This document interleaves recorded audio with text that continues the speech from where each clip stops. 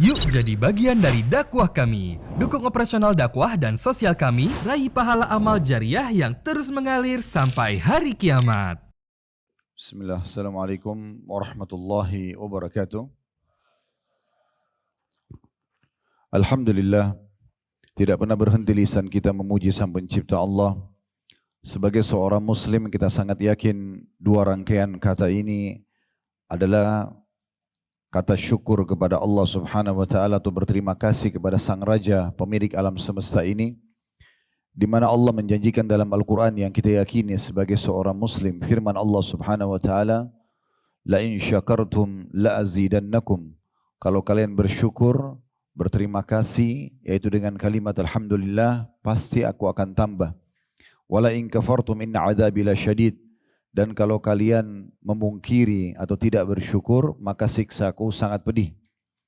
Kita diperintahkan oleh Allah Subhanahu wa taala untuk menikmati yang halal dan kemudian kita bersyukur saja.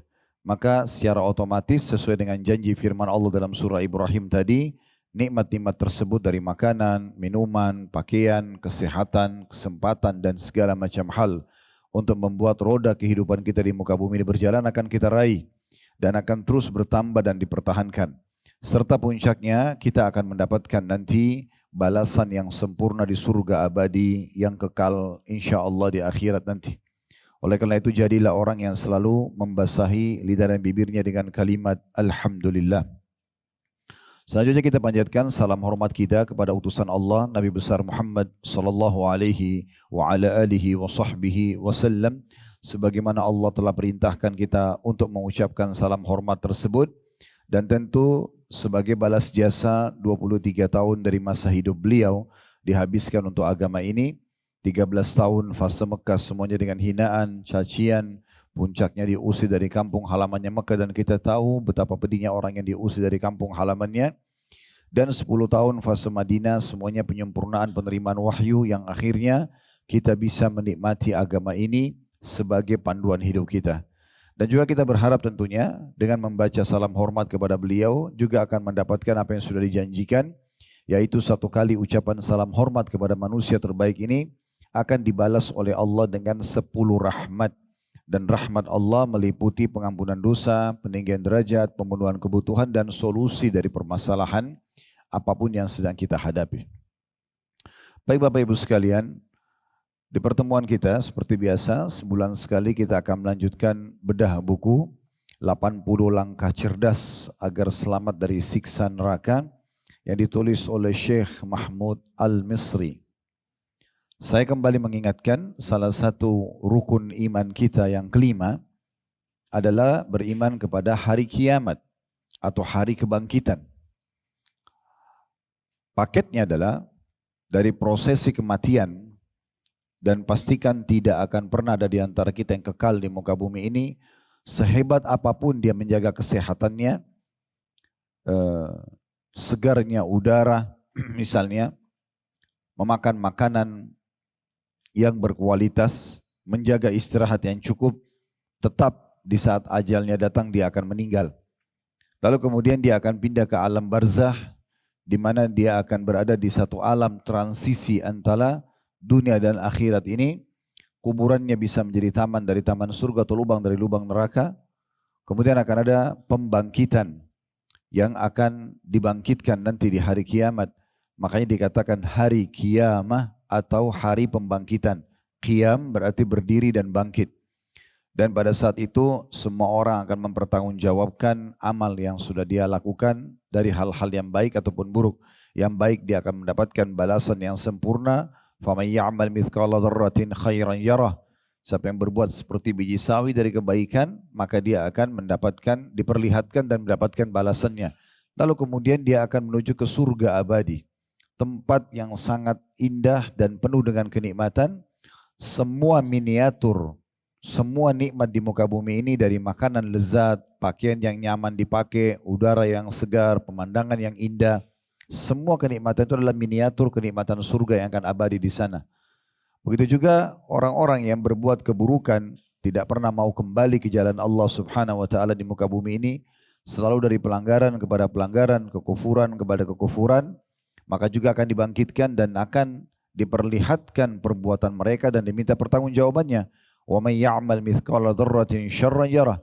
Siapa yang berbuat seperti biji sawi dari keburukan maka akan diperlihatkan dan akan diminta pertanggungjawabannya. Lalu kemudian mereka akan menuju ke api neraka. Api neraka ini teman-teman jangan dibayangkan sebagai sebuah penjara kecil. Ya. Kita mulai misalnya menjelaskan sedikit saja tentang para malaikat penjaga neraka itu dikenal dengan Zabaniyah. Julukan mereka Zabaniyah. Allah Subhanahu wa taala mengatakan dalam Al-Qur'an falyad'u nadiya sanad'u Zabaniyah. Mereka ahli neraka silakan panggil siapa yang mereka mau panggil pada saat mereka lagi dipanggang, dibakar, disiksa. Ya, walaupun mereka kesakitan, silakan panggil siapa yang mereka mau manggil. Kami akan memanggil Zabaniyah, kata Allah. Nabi Muhammad SAW menjelaskan dalam sebuah hadis yang sahih, malaikat Zabaniyah, kalau seseorang menunggangi kuda dengan kecepatan tinggi selama 100 tahun, maka pastikan dia belum bisa melewati antara pundak sampai ke leher malaikat Zabaniyah itu. Malaikat ini bukan seorang bodyguard dari manusia yang bisa capek, yang bisa letih, yang punya perasaan masih bisa mengasihi. Allah menyebutkan dalam surah At-Tahrim, surah nomor 66 ayat 6. Ya ayyuhalladzina amanu qu anfusakum wa ahlikum nara waquduhan nasu wal hijaratu 'alaiha malaikatun giladun shidadun la ya'sunallaha ma amarahum wa yaf'aluna ma yu'marun. Hai orang-orang beriman, selamatkan dirimu sebelum terlambat mumpung masih hidup dan keluargamu dari apa? Dari api neraka yang bahan bakarnya dari manusia dan batu dan dijaga oleh malaikat-malaikat yang keras, yang kasar, tidak ada negosiasi. Memang Allah ciptakan mereka untuk menyiksa saja. Tidak ada perasaannya. Tidak ada negosiasi, ya. Maka tidak ada rasa kasihan, tidak ada belas kasihan sama sekali di sana nanti. Dan mereka selalu mengerjakan apa yang diperintahkan dan tidak pernah maksiat kepada Allah. Atau mereka tidak pernah menolak apa yang Allah perintahkan dan mereka selalu melaksanakan apa yang Allah titahkan. Jadi memang sifatnya penjaga neraka ini luar biasa. Dalam sebuah riwayat yang sahih juga disebutkan, nanti penghuni neraka akan memanggil-manggil para malaikat penjaga neraka, memohon-mohon agar mereka, para malaikat ini bicara dengan Allah untuk supaya diringankan azab walaupun cuma 1 hari. Maka para malaikat tidak menjawab ahli neraka ini ratusan tahun. Setelah dijawab pun para malaikat hanya mengatakan kalian akan tetap kekal di situ. Tidak akan pernah bisa lagi kalian keluar. Tidak ada negosiasi. Di dunia ini kita mesti bisa negosiasi. Masih ada peringanan siksa dan segala macam hal yang kita tahu di alam kita. Tapi di alam akhirat tidak ada lagi. Jadi memang orang sangat pantas untuk khawatir masuk dalam api neraka. Dan semua itu kenapa? Hanya karena pelanggaran. Hanya karena orang berbohong, menipu, memukul, menggunjing, berzina, ya, membunuh dan seterusnya. Yang sebenarnya di alam manusia Allah Subhanahu wa taala sudah buat ini sesuatu yang tidak disukai. Ini sesuatu yang tidak disukai. Tidak ada orang yang akan mendukung seorang pencuri, seorang yang suka menjatuhkan orang lain atau mengambil hak orang lain atau memukul atau membunuh dan seterusnya. Di alam manusia juga dianggap sebagai sebuah kriminal. Allah buat seperti itu. Dan sebaliknya, orang-orang yang justru menjadi ahli surga nantinya, orang-orang yang baik, jujur, amanah, tanggung jawab, pasti akan disukai. Oleh karena itu harus hati-hati sekali. Karena nanti penyesalan akan terjadi terakhir teman-teman sekalian. Saya pernah mengajak di beberapa pertemuan yang lalu agar kita membaca surah Al-Mu'minun. Surah nomor 23 ayat 99 sampai sebenarnya ayatnya sampai 115 ya. Tapi di situ kita bisa lihat dari ayat 99-nya kalau teman-teman buka ayat Al-Quran itu, Al-Mu'minun surah nomor 3 ayat 99, Allah menggambarkan bagaimana penyesalan mereka pada saat meninggal ahli neraka itu. Mereka berharap agar dikembalikan oleh Allah Subhanahu wa taala ke dunia. Untuk apa? Untuk kembali ke makanan favoritnya, untuk kembali lagi meeting ya, miliaran rupiah, untuk kembali lagi mengejar prestasi-prestasi dunia? Tidak. Mereka akan berharap bisa kembali duduk seperti ini di majelis ilmu. Mereka berharap bisa kembali agar sujud sekali, agar bisa membaca beberapa ayat Al-Quran, agar bisa berzikir menyebut nama Allah dengan lisannya, agar bisa meneteskan air mata karena takut dan khusyuk kepada Allah. Itu yang mereka harapkan, agar bisa tawaf, bisa bakti sama orang, tawaf di Ka'bah, bisa bakti sama orang tua, bisa berbuat apa saja amal saleh, walaupun cuma sesaat saja. Tapi sudah dikatakan oleh Allah Subhanahu wa taala itu hanya khayalan saja. Tidak mungkin, itu perkataan yang hanya diucapkan saja. Ya. Tidak mungkin lagi mereka kembali ke dunia. Hati-hati oleh itu teman-teman sekalian, jangan sampai penyesalan datang kemudian kita merasa sayang ya, coba dulu, coba seandainya, semua itu tidak ada manfaatnya. Mumpung Allah sedang memperdengarkan kita pada kesempatan ini, Allah mudahkan kami menyampaikan, Allah mudahkan Bapak Ibu untuk mendengarkan. Ini bukan hanya sekedar seremoni atau testimoni di sini. Ini sering saya ucapkan di setiap majelis kami. Kalau di sini ada yang hadir tadi hanya karena diajak oleh teman-temannya dan ingin meramaikan, atau hanya ingin mencoba, enak nggak sih ikut pengajian, atau diundang oleh majelis taklim ini misalnya, itu percuma, sayang sekali. Jangan seperti itu. Karena nanti tergantung daripada pelayanan dan persiapan panitia saja. Tapi datang untuk mendengarkan apa yang diingatkan oleh Sang Pencipta Allah kepada kita semua. Sebagai peringatan agar kita mengerjakan ketaatan kepadanya dan apa yang kita dapatkan. Serta juga kita menjauhi larangan karena akan banyak ancaman-ancaman yang bisa menimpa kita. Ini bukan omong kosong teman-teman sekalian. Sejarah manusia akan terulang. Siapapun yang mengikuti orang-orang yang patuh kepada Allah, misalnya yang terdekat Nabi Muhammad SAW, berimanlah padanya Abu Bakar, Umar, Uthman, Ali, Talha, Zubair, dan banyak sahabat-sahabat Nabi yang lain ridwanullah alaihim. Apa yang terjadi? Di dunia mereka mulia. Nabi SAW dalam fase 13 tahun saja di Mekah berdakwah, kemudian pindah ke Madinah 10 tahun setelah itu sampai beliau meninggal menjadi raja. Abu Bakar, Umar, Uthman, Ali radhiyallahu alaihim tidak ada yang kenal dulu sebelum Islam. Tapi dengan Islam dan mereka beriman, mereka beramal soleh, mereka menjadi khulafaur rasyidin. Mereka jadi para raja-raja kaum muslimin. Para sahabat Nabi, Bilal dulu seorang budak di Mekah. Tapi setelah masuk Islam menjadi ulamanya para sahabat. Menjadi panglima perang, menjadi gubernur di masa Umar bin Khattab. Dan sekian banyak contoh-contoh orang-orang dari kalangan sahabat yang beriman, hidup mereka dunia terpenuhi, akhirat juga mereka mendapatkan yang terbaik. Sebaliknya, orang yang membenci Nabi SAW, menjadi orang yang kafir, pembangkang, Abu Jahal, Abu Lahab, Umayyah bin Khalaf, Syaibah, dan banyak tokoh-tokoh Quraisy, mereka cuma bisa dikenang saja dan kenangannya pun keburukan. Orang tidak lagi nanya bagaimana sih dulu hartanya Abu Jahal, walaupun rumahnya dulu mungkin rumah terbesar di Mekah. Hartanya mungkin sangat melimpah. Tetapi sudah tidak ada lagi orang yang mengenang itu, orang cuma mengenang dia kafir dan sudah habis hidupnya. Sekarang dia sudah meninggalnya pun sangat terhina. Di perang Badar dimasukkan ke dalam sumur oleh Nabi SAW, ditumpukin jenazahnya dengan 70 atau 69 tokoh-tokoh Quraisy yang lain. Dan begitu juga semua orang yang melakukan hal yang sama. Akhir kesudahan daripada orang yang patuh sama, akhir kesudahan orang yang kafir dan pembangkang sama. Tinggal kita tentukan kita mau jadi orang yang seperti apa. Yang penting teman-teman sekalian jangan menyesal nanti. Ingat, penyesalan selalu terakhir. Jangan nanti sudah masuk ke neraka, baru dibakar, baru nyesal. Ya, oleh karena itu kita membedah buku ini, 80 langkah cerdas selamat dari siksa neraka, karena memang ini perlu sekali untuk kita ketahui bagaimana kita bisa selamat dari api neraka itu, yang tidak bisa orang keluar darinya. Sering kali saya dengar ada orang yang berstatement mengatakan neraka, ya sudah, kan kita orang muslim, toh juga ada hadis Nabi SAW kalau masuk neraka nanti begitu dosanya sudah bersih dikeluarkan akan masuk ke dalam surga. Maka mereka menganggap remeh seakan-akan gak masalah masuk ke neraka dulu. Tidak usah hitungan hari, hitungan detik saja. Coba ambil korek gas kecil, lalu kita bakar jempol kita. Hitungan detik saja, sudah sakitnya luar biasa. Bagaimana kalau seandainya 1 menit bisa matang jari kita, harus operasi kulit. Itu baru pakai korek kita sendiri yang nyalain. Bagaimana kalau neraka yang semuanya api, panas, ya, dan apinya neraka itu bukan lagi berwarna merah tapi berwarna hitam. Karena memang lamahnya dibakar dan sangat panas. Jadi jangan menganggap remeh hal-hal ini. Toh juga kita kalau menjadi orang yang patuh, semuanya bisa kita nikmatin. Kalau Bapak Ibu menjadi orang yang soleh dan soleha, apa masalahnya? Apa masalahnya menjadi orang yang baik, soleh dan soleh, patuh kepada Allah? Apa masalahnya? Gak ada masalah. Kita bisa makan, kita bisa minum, kita bisa bekerja, bisa punya kekayaan, bisa punya pendapatan, bisa mengejar prestasi pendidikan. Gak ada yang dilarang. Yang penting 5 huruf halal. Tinggalkan yang dilarang saja yang haram. Dan yang haram selalu lebih sedikit daripada yang halal. Dan selalu ada solusinya. Sering kami sampaikan masalah itu ya. Kalau Allah mengharamkan babi misalnya, toh Allah ganti dengan yang lain.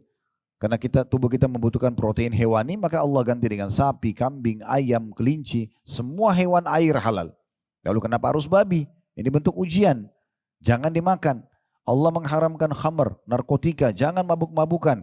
Allah ganti dengan susu, air putih, sirup, madu, banyak yang lain hal. Allah haramkan zina, Allah ganti dengan pernikahan.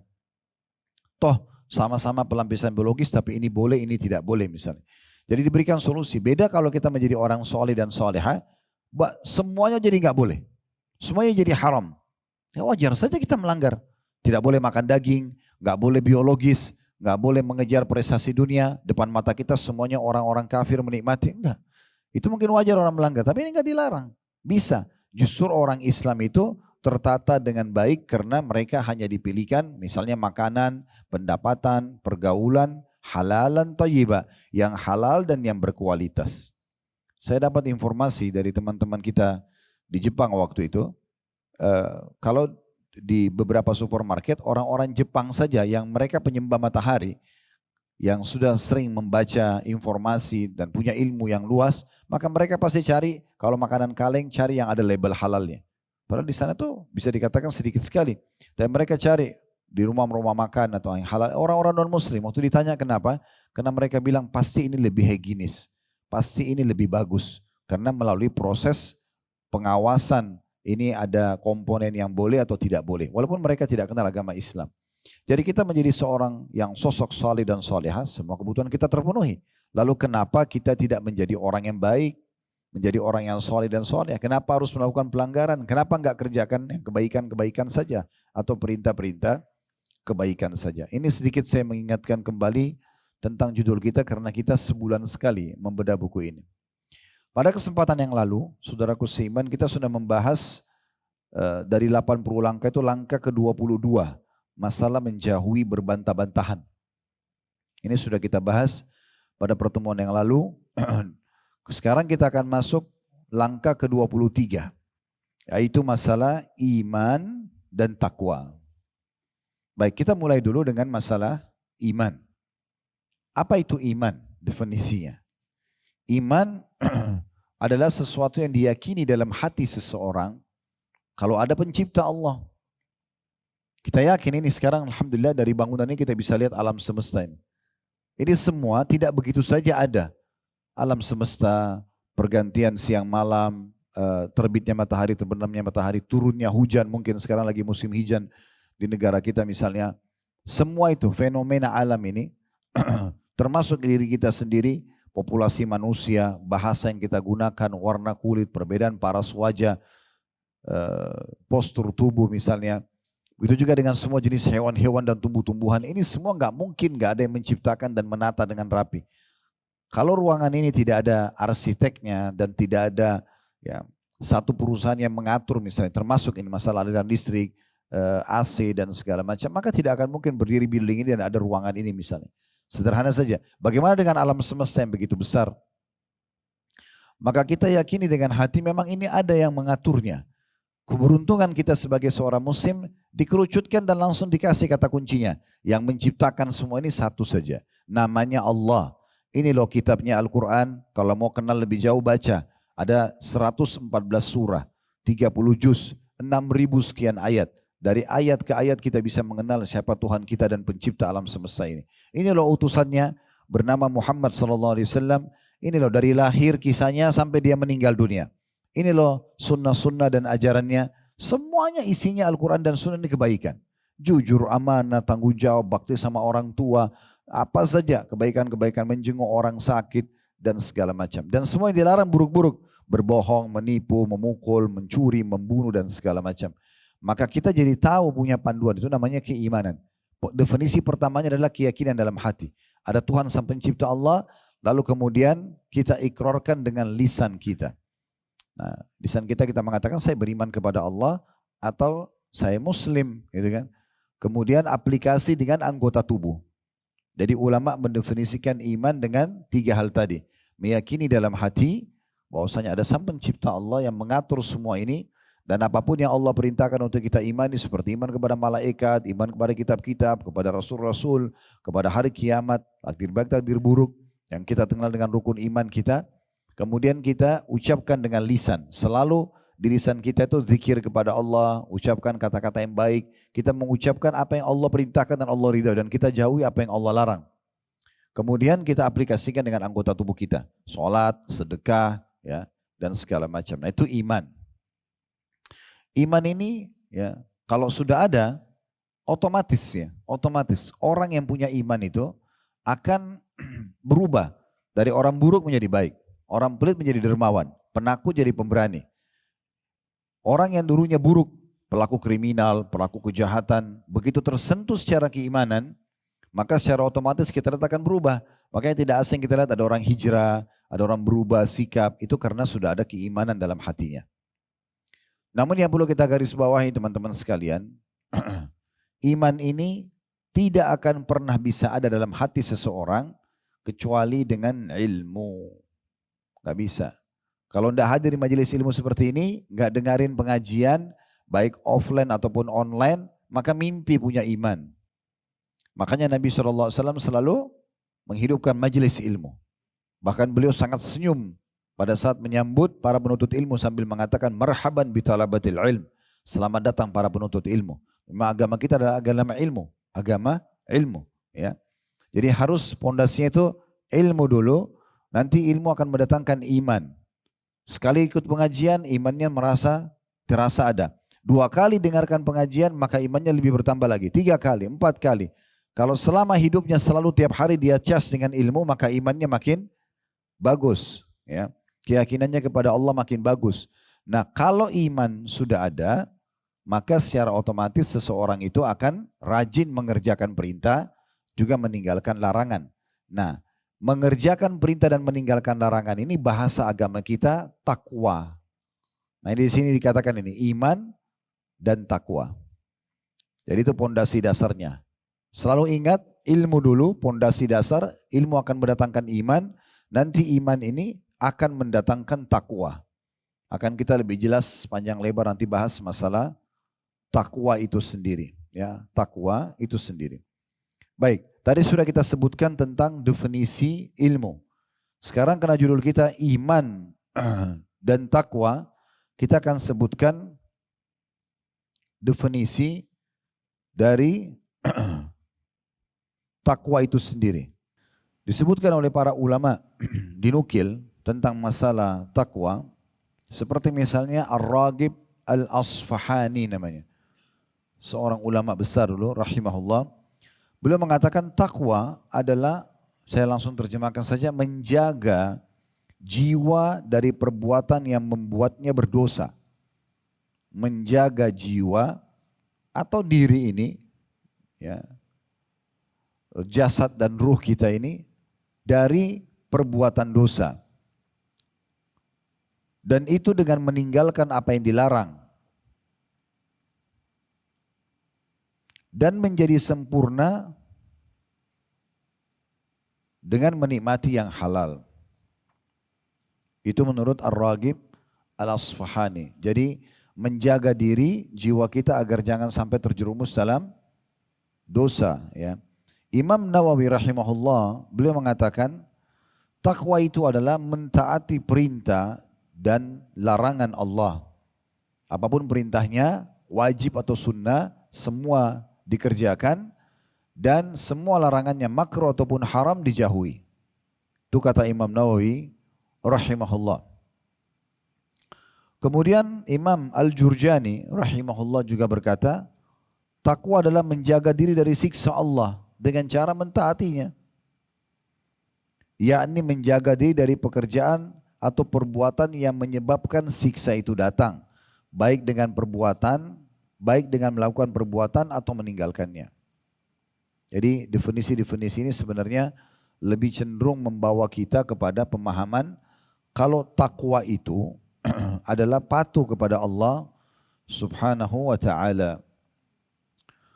Takwa ini teman-teman sekalian dan keimanan itu memang tidak bisa dipisahkan satu sama yang lain. Jadi makin bagus keimanan seseorang maka makin bagus ketakwaannya. Ya. Dan makin lemah iman seseorang makin lemah juga ketakwaannya. Dan caranya agar iman dan takwa kita bertambah Ya. Kita harus mengerjakan ketaatan dan meninggalkan larangan. Makin giat kita dalam mengerjakan perintah, maka makin bagus keimanan kita dan ketakwaan kita. Dan makin kita melakukan perbuatan dosa, maka makin lemah keimanan dan ketakwaan kita. Saya akan coba bacakan dulu apa yang diangkat oleh penulis di sini. Penulis mengangkat firman Allah Subhanahu wa taala dalam surah Al-Imran, surah nomor 3 ayat 133 sampai 136.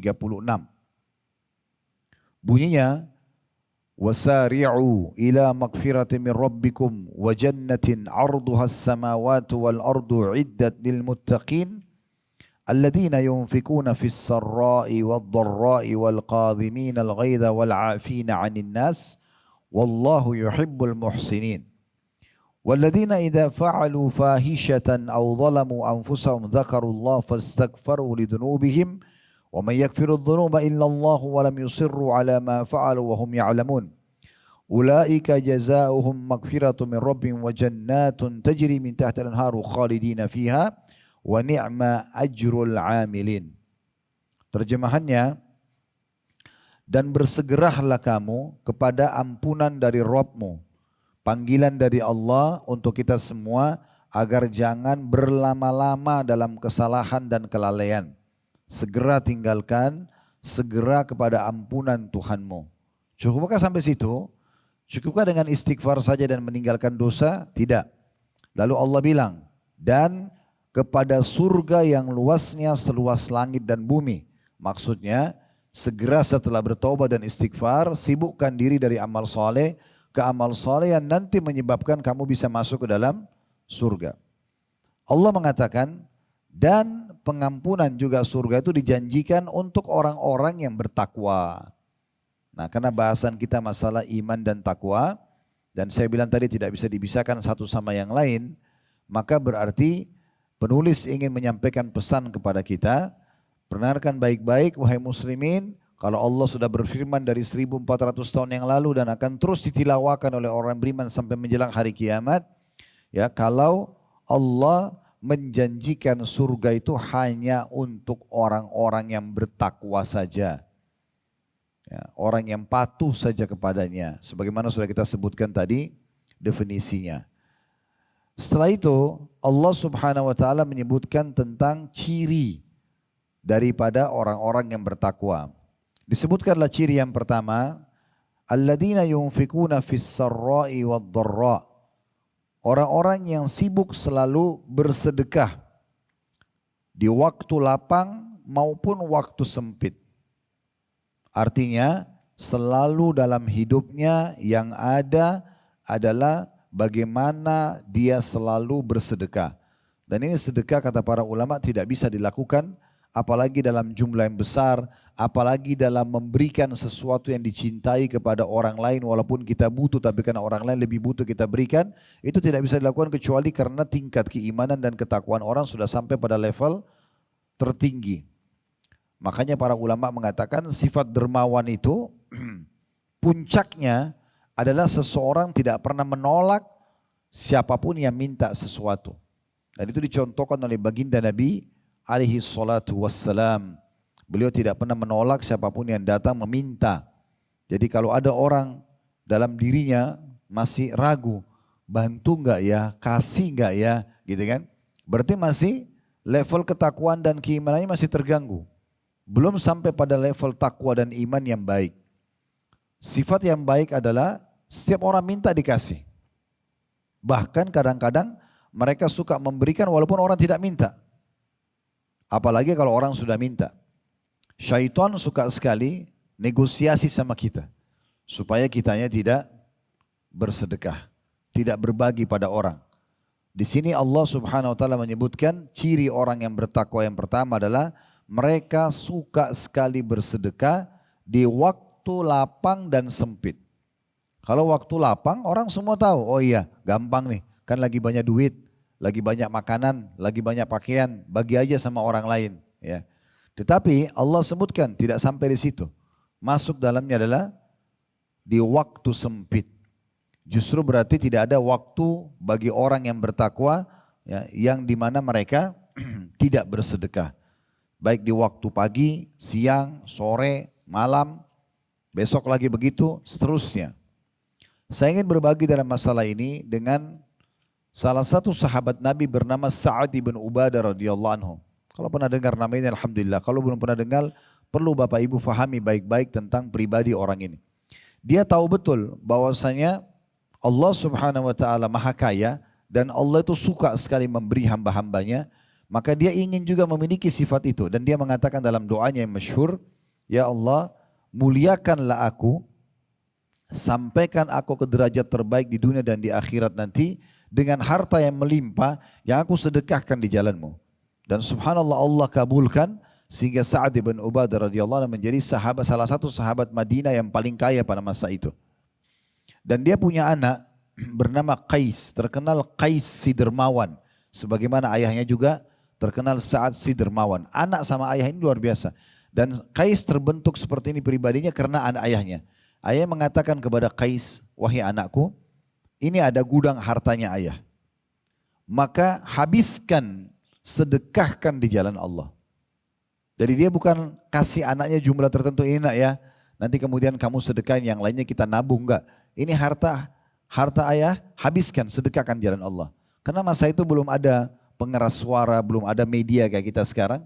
Maka tiap hari Sa'ad Ibn Ubadah dan anaknya Qais radhiyallahu anhu majma'in, dua-duanya sahabat Nabi, naik ke atap rumah mereka lalu teriak-teriak dengan suara keras, wahai penduduk Madinah, kenal tidak kenal, pokoknya semua penduduk Madinah, siapa yang butuh sesuatu datang kepada kami.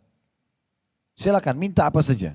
Selama mereka masih punya, mereka kasih gandum, mereka kasih madu, mereka kasih keju, mereka kasih uang, mereka kasih pakaian, mereka kasih kuda dan unta, kasih domba, apa saja, semuanya dibagi. Dan saat tidak tenang sampai gudang hartanya habis di hari itu. Kalau sudah habis, baru dia bisa tidur tenang. Ternyata kuasa Allah Subhanahu wa taala dan janji Allah pasti benar. Orang kalau sedekah, kata Nabi SAW, ma naqasa malu min sadaqah, tidak akan berkurang harta seorang hamba karena sedekah. Maka pada saat itu, di hari esoknya, di pagi hari, Allah datangkan keuntungan berlipat ganda dari perkebunan kurma dia yang sangat besar di Madinah, penuh lagi gudangnya. Dia bilang lagi sama anaknya, ya, selepas waktu duhur kita iklanin lagi, diiklanin lagi, besok malam sampai malam dibagi-bagi habis, besok begitu lagi, dan tidak pernah habis harta tersebut. Sampai waktu saat meninggal dunia, beliau meninggalkan uang, kalau kita hitung sekarang hartanya itu mungkin bisa triliunan rupiah, banyak sekali.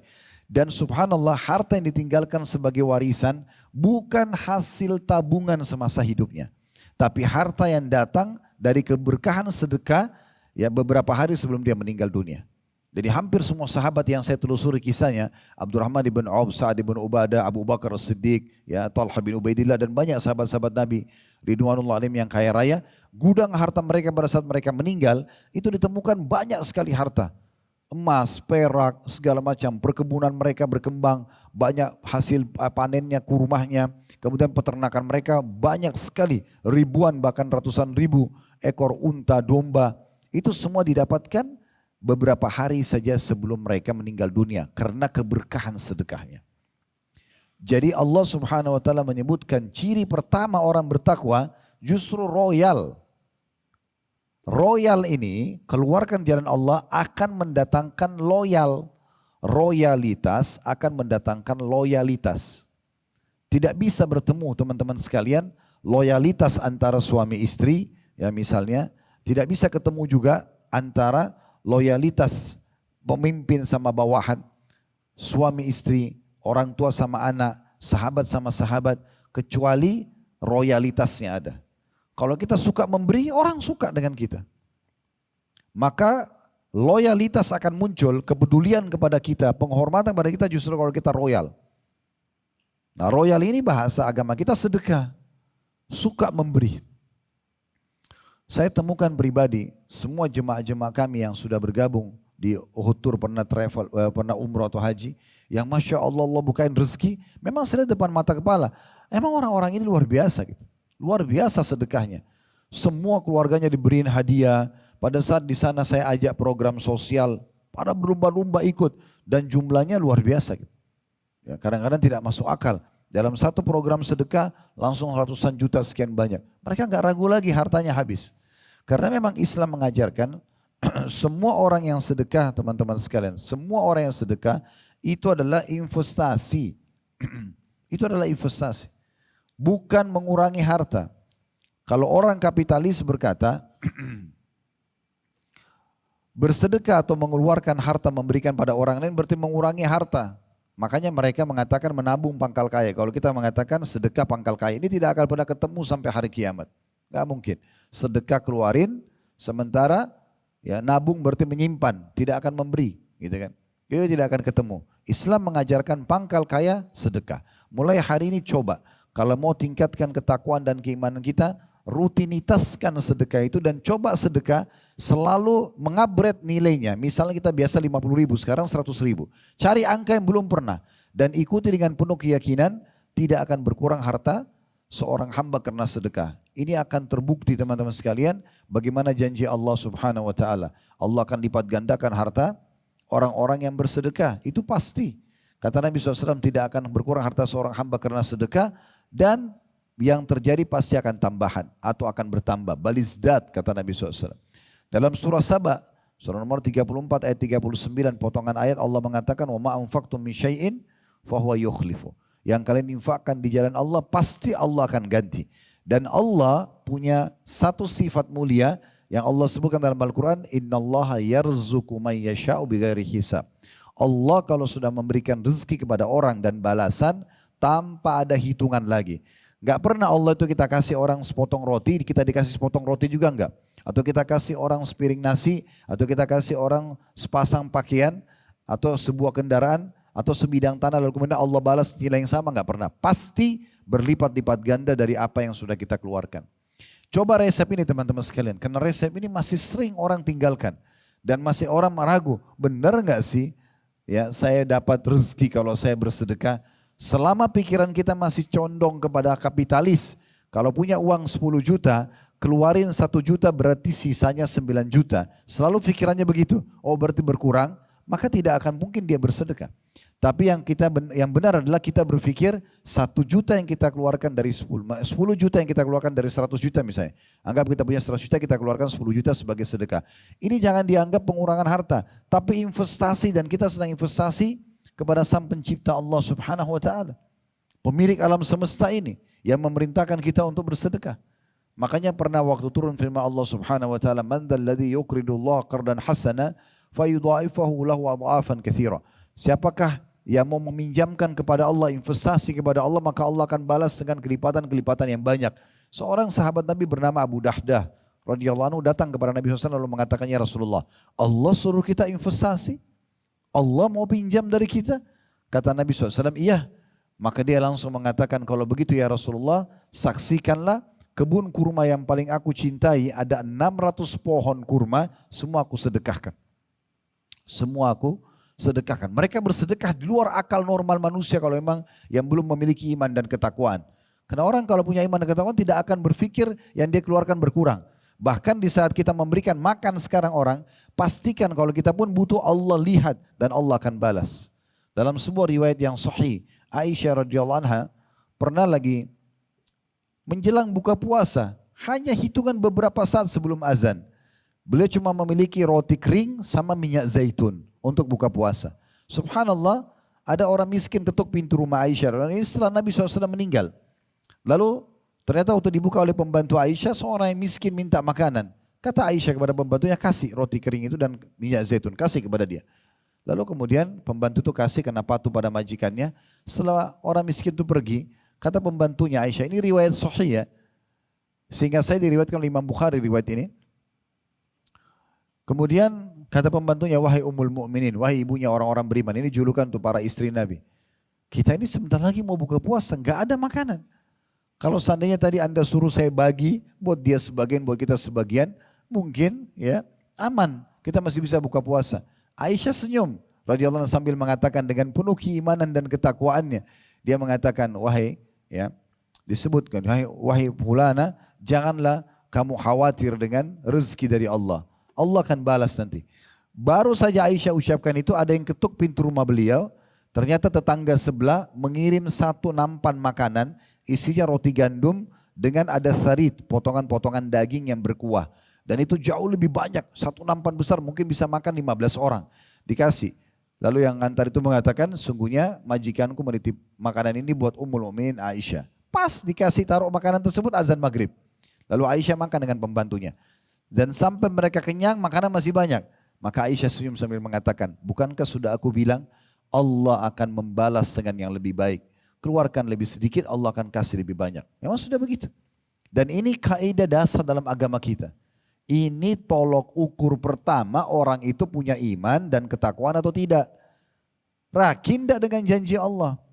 Masalahnya kita keluarin, saya dapat gak sih? Saya dikasih gak sih? Saya gini gak sih? Itu jadi ragu. Nah ini harus dihilangkan. Harus dihilangkan. Ini penting sekali untuk digarisbawahi. Jadi saya sudah kasih contoh-contoh dari para sahabat ridwanullahi alaihim. Jadi ini penting sekali. Dan seorang tabi'in ya, mengatakan, seingat saya Abu Hazim, beliau mengatakan sungguhnya dermawan itu adalah pohon di surga. Dan ranting-rantingnya ada di dunia ini. Siapa yang bergelantungan pada salah satu ranting-rantingnya maka akan membawanya ke surga. Dan pelit, perhitungan terutama di jalan Allah, ya itu adalah pohon di neraka. Yang ranting-rantingnya ada di duga bumi ini. Siapa yang bergelantungan pada satu ranting-rantingnya maka akan dibawa ke neraka. Surga itu kata beliau tempatnya orang-orang dermawan. Suka berbagi, memberi. Dan juga tadi saya bilang selain level tertingginya orang yang dermawan itu yang suka bersedekah adalah selalu memberi dan tidak perlu menolak orang yang minta. Tidak usah negosiasi sama syaitan. Ya, syaitan mengatakan mungkin itu anak pinjaman, mungkin dia bohong, mungkin begini dan begitu. Tugasnya kita bukan sedang menilai orang. Pada saat orang minta, tugas kita memberi. Dan innamal a'malu binniyat. Semua akan dibalas sesuai dengan niatnya. Kalau kita niat sedekah, Allah akan kasih kita balasan sedekah tersebut. Walaupun si penerima ini ternyata penipu. Dia akan dibalas sesuai dengan tipuan dia. Ini sering saya kasih contoh di pengajian dan pernah kita sebutkan di pengajian kita. Kalau di majelis ini tiba-tiba ada orang datang, dia bawa proposal bangun masjid di Jawa Tengah misalnya 100 juta rupiah. Kita semua nyumbang. Sebulan kemudian kita tahu orang itu penipu, dia nggak bangun masjid. Rugikah kita? Demi Allah tidak, Bapak Ibu sekalian. Innamal a'malu binniyat. Semua sesuai dengan niatnya. Kita niat bangun masjid sudah dapat pahalanya. Dia niat nipu, dia akan dihukum. Tidak ada yang rugi. Lalu apa yang membuat kita ragu? Ustadz, ini sering ditanyakan dalam bab sedekah. Ada orang menjengkelkan banget Ustadz. Karena selalu minta, ngerongrong terus. Bagus, kasih aja. Kan tidak usah cari orang lain. Sekarang saya tanya, memberi dia atau memberi orang lain bedanya apa? Gak ada bedanya. Toh sama-sama yang penting kan sedekahnya. Gak usah tahu siapa yang menerima. Kecuali satu pintu kata para ulama. Orang itu melakukan kemaksiatan. Memang tak pasti uang yang kita kasih dipakai mabuk. Dipakai untuk berzina misalnya. Itu jangan dikasih. Tapi kalau selama orang itu tidak pakai untuk itu. Untuk kebutuhannya, untuk segala macam. Atau kita tidak tahu dia pakai untuk apa. Maka boleh kita kasih. Ada kerabat kita yang datang.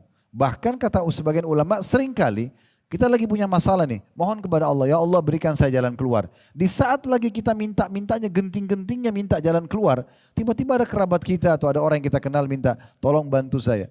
Kita butuh duit sebenarnya, tapi orang ini kok minta? Sebenarnya kata kuncinya kalau kita bantu di sini, di sana lolos. Cuma banyak orang tidak paham masalah itu. Justru ujiannya datang di sini, kasih ini di sana akan lolos, Allah akan kasih. Ini harus diikuti dengan keyakinan. Ini sudah terbukti di kehidupan Nabi SAW, di kehidupan para sahabat dengan dalil-dalil yang jelas. Jadi tidak usah ragu dengan masalah itu. Ya, tidak usah ragu dengan masalah ini. Kata sebagian ulama juga kalau seandainya ada amalan yang bisa menyelamatkan dari 70 pintu musibah, itu adalah sedekah. Abdullah bin Abbas radhiyallahu anhuma, beliau mengatakan kalau ada doaku belum diijabah atau permasalahanku belum selesai, maka sengaja aku keluar untuk mencari kantong-kantong sedekah. Sengaja keluar untuk bersedekah agar bisa selesai permasalahannya. Dalam sebuah riwayat disebutkan oleh Al-Mundhiri rahimahullah dalam kitab At-Targhib wa Tarhib beliau dan disahihkan oleh Syekh Albani. Kata Nabi SAW, ada orang sebelum kalian mohon maaf, ada orang sebelum kalian, orang ini seorang rahib ahli ibadah. Dia menyembah Allah 60 tahun di tempat ibadahnya. 60 tahun tidak pernah buat dosa. Di hari pertama tahun 61, datang seorang pelacur ke tempat ibadahnya lalu menggodahnya. Terjadilah perzinahan selama 6 hari. Terjadi perzinahan selama 6 hari. Kemudian orang ini dipermalukan oleh Allah Subhanahu wa taala supaya dia berhenti dari dosanya, diusir oleh masyarakat sekitar karena ketahuan dia sudah berzina 6 hari. Jadi 6 hari yang dia buat dosa ini menghapus semua kebaikan dia yang orang puji selama ini 60 tahun. Selesai, dia pergi ke kota lain karena dia merasa di situ sudah terhina. Tapi subhanallah ada satu kejadian kecil, ini bab sedekah. Diangkat oleh Imam Al-Mundhiri dalam kitab Keajaiban Sedekah. Jadi dia bilang, kata Nabi SAW, orang ini pun datang ke satu tempat di mana di sebelah kiri kanannya ada orang miskin.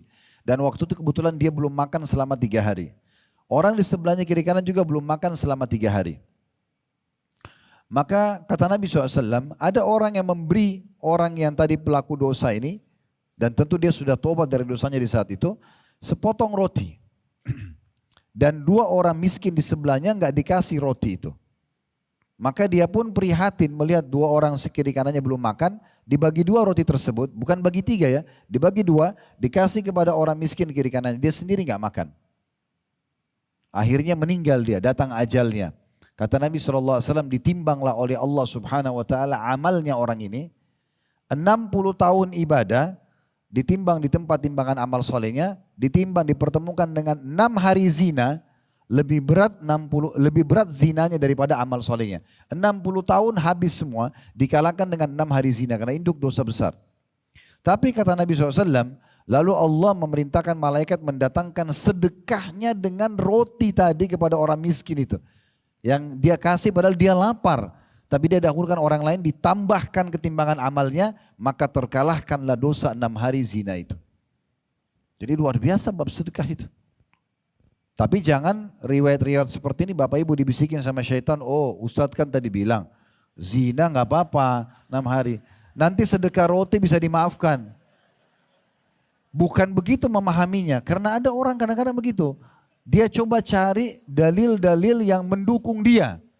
Keliru ya, keliru, bukan begitu memahaminya. Bisa saja Anda belum sempat tobat lagi berzina, bisa saja. Kan gitu, bisa saja. Atau bisa saja pada saat Anda bersedekah Anda tidak ikhlas. Orang ini karena dia taubat dari dosa zinanya 6 hari, ditambah lagi dia sedekah, maka Allah memberikan dia itu. Jadi yang kita ambil poinnya adalah bagaimana luar biasa efek daripada sedekah itu. Berapa banyak orang yang selamat dari segala macam penyakit, segala macam musibah karena memang bersedekah. Di Saudi dinukil sebuah kisah, ada orang sudah divonis kanker stadium yang tertinggi dan ini operasi terakhir, seorang bapak-bapak ya, tidak disebutkan namanya. Kemudian dia akan melakukan operasi terakhir, tapi persentase dia selamat kecil sekali. Dia bilang sama, kebetulan dia berobat di Amerika di salah satu rumah sakit besar, dia bilang saya mau pulang ke Saudi, saya ingin izin sama istri sama anak-anak saya karena kemungkinan operasi ini tidak berhasil. Jadi sangat kecil persentase keberhasilannya, karena kemungkinan ajal meninggal menurut ilmu medis gitu. Dia pun pulang, dia pamit, dia tulis wasiat semuanya, dia atur bagaimana perusahaannya, kebetulan orang mampu. Setelah selesai semua dia menuju ke bandara, ingin menuju ke rumah sakit di Amerika. Di pinggir jalan, subhanallah dia ketemu dengan, dia lihat seorang ibu tua miskin di pinggir jalan, kayak orang yang susah hidupnya. Dia pun mengatakan, saya juga akan meninggal dunia, saya ingin memberikan yang terbaik di jalan Allah. Dia korek kantongnya, kalau tidak salah ditemukan ada uang 3.000, 1.500, 3.000 real. Ya ini jutaan lah, 7 juta, 8 juta rupiah. Dia korek kantongnya ada uang itu. Dia suruh supirnya berhenti, dikasih ke tangan orang itu, lalu dia pergi. Dengan niat, semoga saja Allah bisa memberikan untuk dia jalan keluar gitu ya. Pergilah dia ke Amerika, subhanallah terjadi keajaiban luar biasa. Ini kisah nyata diangkat oleh para ulama di Saudi. Kemudian ternyata dokternya pun kaget pada saat dicek kembali sebelum operasi, tidak ditemukan satupun potongan kanker itu. Sembuh total. Maka dokternya pun kaget, Anda ini berobat kemana? Dia bilang, saya tidak berobat kemana-mana. Saya pulang, saya pamit kepada keluarga saya dan saya menuju sini untuk operasi. Dia bilang, tapi sekarang kanker Anda tidak ada sama sekali. Maka tiba-tiba dia keingat ibu tua yang dia bantu di pinggir jalan tersebut. Begitu banyak kejadian yang diselamatkan seseorang dari masalah justru karena sedekah tersebut. Oleh karena itu teman-teman sekalian, berikan yang terbaik dalam sedekah. Saya juga pernah ingatkan, baca Al-Baqarah tentang sedekah ya. Jangan lupa selalu ulang-ulangi nih. Baca Al-Baqarah surah nomor 2 ayat 261 sampai 274. Selalu ulang-ulangi. Belasan ayat Allah berfirman tentang masalah sedekah. Allah janjikan balasan yang besar dan Allah juga berikan situ syarat supaya sedekah kita diterima dengan cara tidak menyakiti perasaan penerima dan juga tidak menyebut-nyebutnya. Udah bantu orang udah selesai ya. Udah bantu orang udah selesai. Kita kalau mau bicara tentang masalah sedekah ini maka tidak akan pernah cukup dengan satu pertemuan bahkan. Ya kami pernah bahas tablik akbar khusus judulnya keajaiban sedekah. Itu memang luar biasa keajaibannya ya. Cukup banyak dari berhubungan dengan masalah ini. Tapi saya sarankan jalankan resep ini agar Anda mencapai tingkat iman dan ketakwaan yang terbaik dengan memberikan yang terbaik tanpa perhitungan lagi. Udah berikan saja kepada orang-orang yang minta, maka insya Allah akan aman selama bukan digunakan maksiat. Kalau ada orang yang memang ternyata sudah menjadi kantong sumber buat kita untuk menitipkan sedekah kita bulanan karena kebutuhan dia, nggak ada masalah, itu bagus, ya, itu sangat bagus. Ya, jadi tidak usah lagi kita pikirkan untuk mencari dari orang-orang lain ya, karena ini adalah sudah menyebabkan sumber-sumber kita, baik itu kerabat ataupun orang-orang lainnya. Jadi berarti kita sudah bisa mengalihkan atau mengeluarkan sedekah kita. Tentu sedekah ini banyak sekali level-levelnya atau banyak sekali bagian-bagiannya, bisa dengan makanan, dengan pakaian, dengan tunggangan, dengan wakaf tanah, kendaraan, segala macam. Intinya apapun yang kita bisa berikan, berikan. Dan ingat sedekah itu teman-teman sekalian yang membutuhkan adalah kita, bukan si penerima. Makanya Abdullah bin Mubarak rahimahullah, beliau kalau lihat ada orang-orang yang datang mau minta sedekah, beliau senyum lebar. Apa yang beliau katakan? Selamat datang kepada orang-orang yang akan membawa amal-amal kami ke timbangan amal kami tanpa diupah sedikit pun. Begitu mereka memahaminya. Sekarang kalau kita bantu orang 1 juta rupiah, kemudian dia pakai belanja uang itu, habislah. Misal dia pakai untuk kebutuhan anaknya, dia bayar utangnya segala macam. Tapi jangan lupa, kita yang memberi 1 juta tidak habis. Itu akan dibawa ke timbangan amal melalui orang ini dan akan berlipat ganda jumlahnya nanti. Baca Al-Baqarah tadi saya bilang, 261 itu Allah jelaskan itu. Perumpamaan orang yang bersedekah seperti satu benih. Dari satu benih itu keluar 7 bulir, satu bulir ada 100 biji di dalamnya.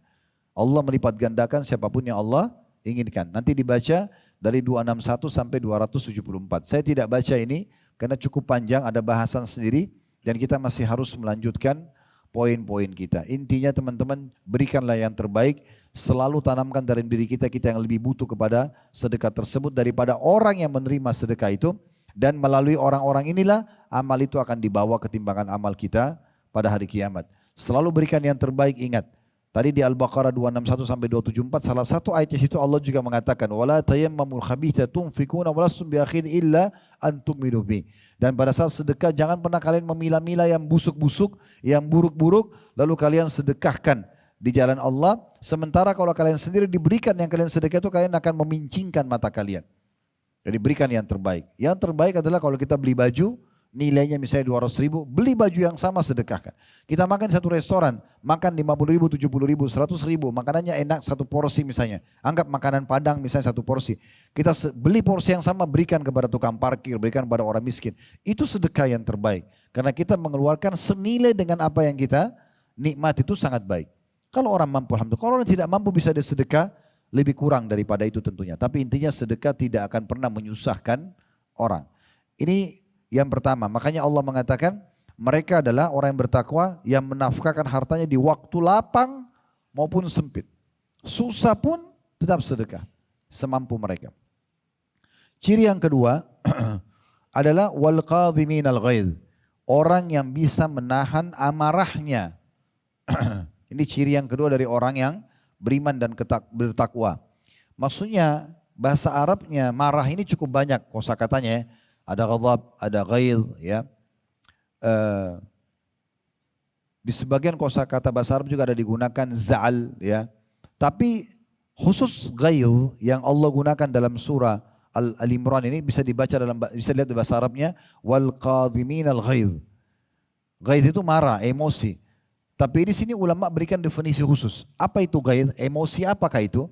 Emosi yang sebenarnya orang pemilik emosi itu dalam kondisi benar plus mampu untuk membalas dan menghukum orang yang sedang salah. Coba bayangin ya. Jadi level tertinggi dari keimanan dan ketakwaan itu adalah orang kalau justru bisa memaafkan orang-orang, bisa menahan emosinya di saat dia benar dan dia punya power untuk bisa membalas atau menghukum. Ini punya kedudukan tersendiri. Ya.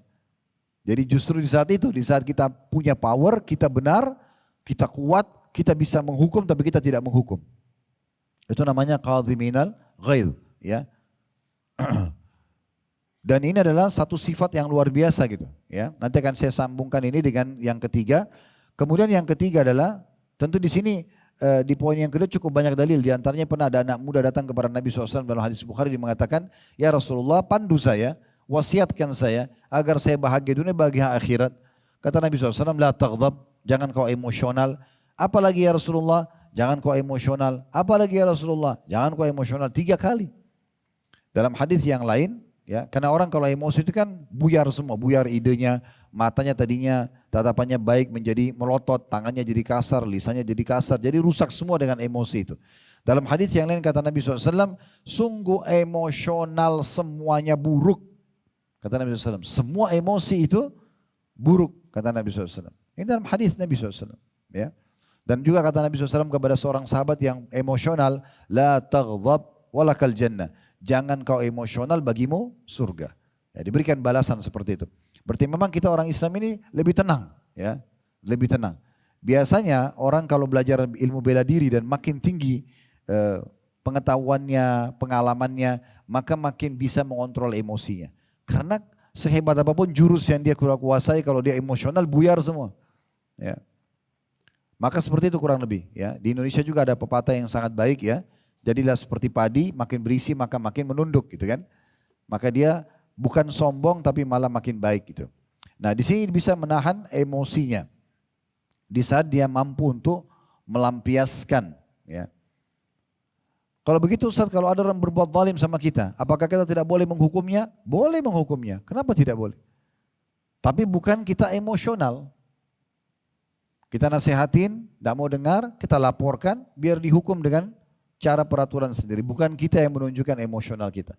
Coba lihat ya, kalau ada 2 orang Bapak Ibu sekalian yang lagi ada masalah, si A sama si B misalnya.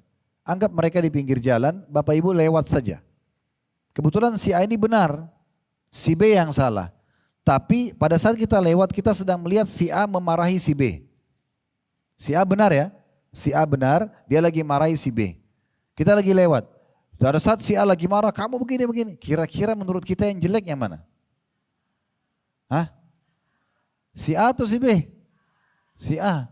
Ya? Padahal sebenarnya dia benar. Itu saking buruknya emosional itu begitu. Walaupun kita yang benar, kita marah-marah, kita dinilai buruk. Tapi coba kita selesaikan masalah teman-teman sekalian dengan tenang. Nabi SAW pernah didatangi oleh seorang pendeta Yahudi. Pendeta Yahudi sudah lama mau masuk Islam. Dia datang ke Nabi, Nabi lagi duduk di masjid, di depannya Nabi lagi banyak sahabat. Di antaranya ada Umar bin Khattab duduk di situ. Umar bin Khattab sangat tegas dalam agama. Maka Yahudi ini kebetulan Nabi SAW pernah utang dengan dia dan janji akan dibayar di waktu tertentu. Belum tiba masanya, Yahudi ini datang lalu nagih. Bukan dengan nagih biasa ya, hai Muhammad bayar utangmu, enggak. Dia datang, Nabi SAW pakai imamah dan imamahnya ada kainnya lebih sedikit. Itu ditarik tali imamah Nabi sampai leher Nabi kecekik. Di masjid, di depan para sahabat, coba. Yahudi lagi. Ya. Ini menjengkelkan sekali. Tapi subhanallah, para sahabat sempat marah, Nabi kasih suruh tenang. Dan dalam kondisi tercekik, Nabi SAW mengatakan, ada apa wahai Yahudi? Umar gak bisa tahan. Umar mengatakan, ya Rasulullah, izinkan saya tebas lehernya. Ini depan mata Nabi dicekik, gak masuk akal. Tidak usah bicara Nabi, Ustadz kita seorang Ustadz yang kita kenal, tiba-tiba lagi pengajian datang orang cekik lehernya. Mungkin satu tempat majelis semua jemaah akan keroyokin orang itu. Gitu. Ini Nabi SAW depan mata, dicekik. Tapi Nabi suruh Umar tenang. Lalu Nabi tanya, ada apa wahai Yahudi? Dia bilang, hai Muhammad dengan suara kasar, bayar utangmu. Nabi SAW dengan tenang, tidak emosi. Beliau masih mengatakan begini, bukankah belum tiba waktunya? Karena ada akadnya, belum tiba waktunya. Dia bilang tidak, saya mau kau bayar sekarang walaupun belum tiba waktunya. Dia tambah lagi, dia bilang apa? Saya tahu kalian orang Quraisy suka sekali menunda-nunda pembayaran utang. Mancing emosi. Tapi Nabi SAW tidak marah. Nabi lalu mengatakan kepada Umar, Umar yang marah tadi, hai Umar, pergilah ke Baitul Mal, tempat penyimpanan harta muslimin, ambilkan 20 sa', 20 genggaman tangan orang dewasa kurma, bayarin utang saya. Dan tambahkan buat dia 20 sa' lagi. Kata Umar, ya Rasulullah, 20 sa' pertama utang anda, 20 sa' kedua untuk apa? Kata Nabi SAW, karena kau sudah menakut-nakuti dia. Malah Nabi SAW hukum Umar karena Umar menakut. Maksudnya Nabi, saya pemimpin, gak usah kamu ambil keputusan. Lihat aja dan belajar aja, kenapa kamu yang ngambil keputusan? Maka Umar pergi ke Baitul Mal, orang Yahudi ini ikut. Setelah dikumpulin 20 sa' kurma, dikasih kepada Yahudi tersebut. Pas Umar membungkus 20 sa' yang kedua, ya 20 genggaman orang dewasa yang kedua, maka kata orang Yahudi itu, gak usah hai Umar. Kata Umar, untuk apa kau ikut campur? Ini perintah Rasulullah. Dia bilang, hai Umar, apa kau tahu siapa saya? Umar karena lagi marah mengatakan, saya tidak mau tahu siapa kamu. Dia bilang, saya Fulan bin Fulan. Kebetulan namanya ini terkenal sekali, orang pendeta Yahudi yang sudah lama mau masuk Islam.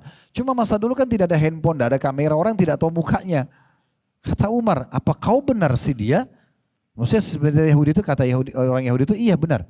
Kata Umar, saya mau tanya, kenapa kau lakukan itu pada Nabi SAW? Kata orang Yahudi itu apa? Ini pendeta Yahudi, dia bilang, hai Umar, apa kau kira saya gila? Saya datang ke masjid kalian, saya cekik Nabi dan Raja kalian, di depan kalian, saya sudah pertaruhkan nyawa saya. Apa kau pikir saya gila, saya lakukan itu begitu saja? Kata Umar, baik, apa alasannya kau buat? Dia bilang, hai Umar, saya sudah menemukan ciri kenabian Muhammad ya, yang disebutkan dalam Taurat, semuanya benar. Semuanya ada pada diri dia. Jalur nasabnya, kisah tentang hidupnya, segala macam, sudah benar semuanya. Tinggal satu, ada disebutkan dalam Taurat, ciri Nabi terakhir itu, ghalaba hilmuhu ghadabu. Sifat kedewasaannya, ya, itu mengalahkan emosinya. Jadi saya tadi sengaja pancing emosinya itu untuk itu. Saya pertaruhkan nyawa saya. Saya tahu saya akan mati, dikeroyokin. Tapi saya mau tahu, benar nggak sih yang disebutkan dalam Taurat? Dan ternyata terbukti benar. Hai Umar, maka saya ucapkan asyhadu an la ilaha illallah wa anna Muhammad Rasulullah. Masuk Islam karena akhlak Nabi SAW. Itu luar biasa. Ya. Ini juga jangan disalahfahami. Jangan nanti Bapak Ibu keluar di terminal ditahan sama perampok. Lalu bilang, oh enggak, Nabi kan suruh sabar. Ya, biar dompet saya diambil gak apa-apa. Bukan itu. Kalau itu lain lagi, karena ada seorang sahabat datang kepada Nabi SAW mengatakan begini, ya Rasulullah, kalau ada orang yang mau rampas harta saya, apa yang saya lakukan? Kata Nabi SAW, qatilhu, lawan. Kata Nabi. Orang itu bilang, kalau saya bunuh dia, kau enggak berdosa. Kalau saya dibunuh, kau mati syahid. Itu beda. Membela hak kita beda. Tapi di sini Nabi SAW, yang kita mau ambil pelajaran dari riwayat yang pertama, bagaimana beliau bisa mengontrol emosinya. Walaupun kita harus membalas perbuatan seseorang, kita memenjarakan dia misalnya atau kita melaporkan, tapi tetap bisa mengontrol emosi. Ini juga salah satu resep awet muda, ya, dengan tidak suka emosional. Darah tinggi, kerut-kerutan di wajah, banyaknya ubanan, masih muda sudah ubanan, karena emosinya luar biasa. Gak bisa ngontrol, semuanya serba marah. Bahkan orang yang biasa marah ini, itu kadang-kadang marah sama dirinya sendiri. Dia buru-buru mau pakai sepatu, ternyata salah, yang kanan dipakai di kiri. Dia bilangi dirinya sendiri, goblok lah, bodoh lah. Pintu ditiup angin, dia marah sama pintu, marah sama angin. Gak ada urusan. Tapi sudah seperti itu, sudah gak bisa ngontrol. Jadi gak ada lagi penampilan wajah yang baik, senyum yang ramah, tutur kata yang sesuatu, karena emosional ya. Makanya ciri yang kedua ini penting sekali. Kalau orang sudah bisa sampai pada tingkat dia benar, dia punya power, terus kemudian dia tidak mengampiaskan emosinya, maka itu ciri yang kedua. Ciri yang ketiga, wal afina 'anin nas. Dan orang yang suka memaafkan orang lain. Ini level tertinggi dari iman dan takwa. Ahli surga memang begitu. Ada orang sakitin kita sekian tahun. Terakhir setelah 10 tahun, misalnya tahun ke-11 dia ikut pengajian, dia taubat, dia merasa bersalah, datang. Maafin saya ya, saya kemarin memang betul-betul lalai, saya salah. Enggak, saya enggak mau maafin kamu, ketemu di neraka aja. Bisa. Ya enggak bisa. Berarti nggak masuk pada level takwa dia. Iya baik, saya maafin. Ustadz, kan pegel hatinya Ustadz. 10 tahun disakitin, digosipin, di segala macam. Sekarang datang minta maaf. Enak benar. Iya, Allah mengatakan dalam Al-Quran dalam surah An-Nur turun kepada Abu Bakar radhiyallahu anhu. Ya, ala tuhibbuna an yaghfirallahu lakum. Orang yang memaafkan orang lain spontan di saat itu dosanya dimaafkan. Makanya waktu itu Abu Bakar radhiyallahu anhu waktu tersebar fitnah dibuat oleh Abdullah bin Abi Salul, seorang pimpinan orang munafik. Kalau Aisyah berzina dengan Safwan, ya ini cerita bohong. Tapi mereka sebarin cerita bohong perzinahan itu, gosip. Salah satu penyebar gosip adalah sepupunya Aisyah yang dibiayai hidupnya oleh Abu Bakar. Coba bayangin. Semasa hidupnya Muslim bin Abi Muslih, ada juga yang disebutkan nama lain dalam riwayat, orang ini ikut di Badar dan sepupu Aisyah. Dibiayai hidupnya oleh Abu Bakar. Setiap hari dikasih makan, dikasih minum. Dibiayai hidupnya pokoknya. Gitu kan? Ternyata salah satu yang menyebarin gosip perzinahan itu dari 3 orang yang hanya dicambuk semuanya. Itu adalah sepupunya Aisyah sendiri. Yang kedua ada iparnya Nabi Hamna binti Jahash. Yang ketiga Hasan bin Thabit penyairnya Nabi SAW. Tiga-tiganya dicambuk 80 derah karena sebarin gosip atau hoax yang tidak benar gitu ya. Berita yang tidak benar. Tapi ini waktu Abu Bakar dengar ternyata sepupunya Aisyah, ponakannya dia sendiri yang selama ini dibiayai malah ikut-ikut sebarin gosip. Abu Bakar mengatakan, demi Allah mulai sekarang saya tidak akan bantu kamu lagi. Wajar gak kira-kira? Wajar ya.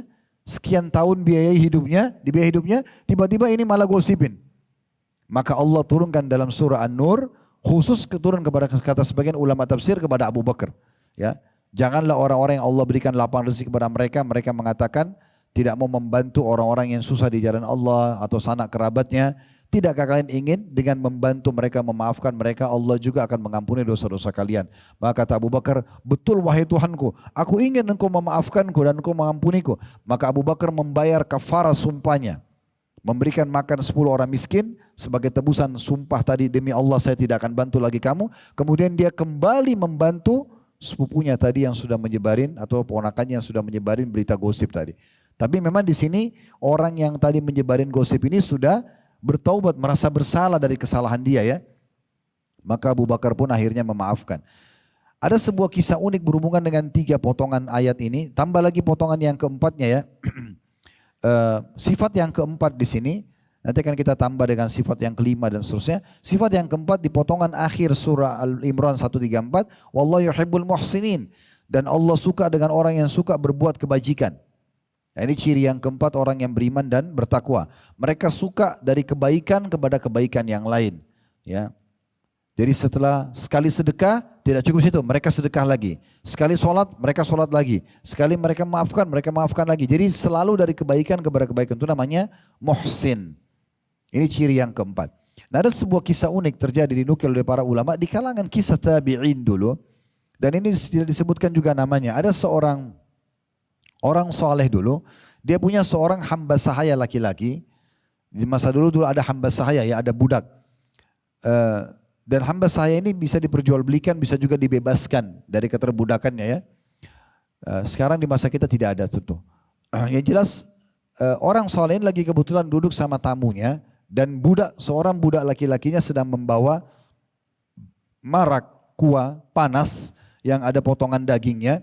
Dia bawa untuk dihidangkan buat majikannya sama tamunya. Subhanallah, dia tidak sengaja kakinya kesentuh karpet, ya, kelipat jatuh. Semua kuah panas itu tumpah di baju majikannya. Anda bayangkan kalau lagi duduk ditumpah kuah panas di badannya. Itu bagaimana emosinya orang, gitu kan? Tapi subhanallah, sebelum majikannya marah, budak ini karena orang yang tahu agama juga dia mengatakan, wahai Tuan, sebelum Anda marah, maukah Anda mendengarkan firman Allah Subhanahu wa taala? Iya, ini kejadian nyata. Saya tidak tahu kalau Bapak Ibu mungkin firman Allah apa gitu kan. Tapi dia mengatakan, tuannya bilang dalam kondisi basah dan panas, dia mengatakan baik, bacakan buat saya. Lalu budak itu membacakan firman Allah ini, Al-Imran 134. Ya. Alladzina yunfikuna fis sarra'i wad dharra, ini tidak dibaca sama dia baca langsung wal qadhiminal ghaidh. Dan orang-orang yang bisa menahan emosinya di saat dia punya power dan kemampuan. Wal qadhiminal ghaidh, dia baca begitu. Maka majikannya yang tadi punya iman dalam kondisi panas dengan kuah itu, dia mengatakan, iya saya akan tahan emosi saya. Kata budaknya apa? Belum selesai ayatnya Tuan. Lanjutkan kata tuannya, majikannya, dia mengatakan wal afina anin nas. Ini lanjutan ayat tadi. Dan orang yang suka memaafkan orang lain. Kata majikannya, saya sudah maafkan kamu. Kata budaknya apa? Belum selesai ayatnya Tuan. Kata majikannya, lanjutkan. Majikannya hafal ayat ini. Dia mengatakan wallahu yuhibbul muhsinin. Dan Allah suka dengan orang-orang yang berbuat kebajikan. Maka kata majikannya, sebagai bentuk aplikasi daripada ayat ini, saya sudah bebaskan kamu dari keterbudakan, pergilah. Maksudnya ini perbuatan baik, pergilah, dibebasin dari keterbudakan. Jadi dalam kondisi kena kuah panas, dia masih bisa menahan emosinya, dia bisa memaafkan, bahkan dibebasin dari keterbudakan orang tersebut. Memang sifat memaafkan orang ini luar biasa teman-teman. Selama memang itu bukan pelanggaran agama yang fatal dan sudah kita ingatkan tidak mau. Itu berbeda ya. Misalnya istri atau suami melakukan perbuatan kriminal atau perbuatan maksiat yang besar, diingatkan tidak mau, sihir, selingkuhan, mabuk segala macam, diingatkan tidak mau dengar. Itu wajar kalau orang berpisah sama dia. Tetapi kalau masalah teknis ini adalah sesuatu yang tiap hari kita bisa lakukan. Mungkin orang salah. Begitu juga dengan pegawai kita di perusahaan misalnya. Pernah ada sahabat mengatakan, ya Rasulullah, berapa kali kami harus maafkan pegawai kami kalau dalam kesalahan teknis? Maka kata Nabi SAW, maafkan mereka walaupun sampai 70 kali. Jadi memang luar biasa, sulit untuk orang yang belum melatihnya. Tentu jangan lagi dalil ini juga dipegang oleh teman-teman sini yang jadi pegawai. Oh Ustadz kan bilang, ya kalau pegawai itu harus dimaafkan walaupun 70 kali. Jangan. Bukan itunya yang diambil. Tetapi bagaimana Nabi SAW mengajarkan setiap orang muslim agar lebih mendahulukan memaafkannya. Jangan diambil angka 70 kesalahan tadi, tapi diambil dari sifat pemaafannya. Itu yang kita harus ambil pemahaman. Mirip dengan misalnya, ini dalam masalah rumah tangga ya. Saya sering dengar, bahkan ada di antara ustadz-ustadz kita kadang-kadang membahasakan itu. Aisyah itu cemburuan. Pernah dengar gak itu? Ya, terkenal Aisyah cemburuan gitu kan. Cemburu pada Khadijah, cemburu pada istri yang lain dan seterusnya. Baik, sebenarnya kalau kita baca riwayat sampai tuntas, di situ bukan sedang membahas cemburunya Aisyah saja. Tetapi ada penutupannya. Contoh misalnya, waktu Aisyah cemburu dengan Khadijah. Satu kali Nabi SAW pernah kedatangan tamu, begitu mendengarkan suara perempuan yang ucapkan salam depan pintu, Nabi langsung berdiri dan bukain pintu. Karena tingginya kedudukan perempuan yang sedang mengucapkan salam itu. Maka Nabi SAW mengatakan pada Aisyah, wahai Aisyah, layani kedua wanita ini. Aisyah pun tidak banyak tanya radhiyallahu anha, dilayani sampai pulang. Begitu pulang kata Aisyah, ya Rasulullah, siapa dua wanita ini? Begitu luar biasa Anda muliakan. Kata Nabi SAW, yang satu adiknya Khadijah.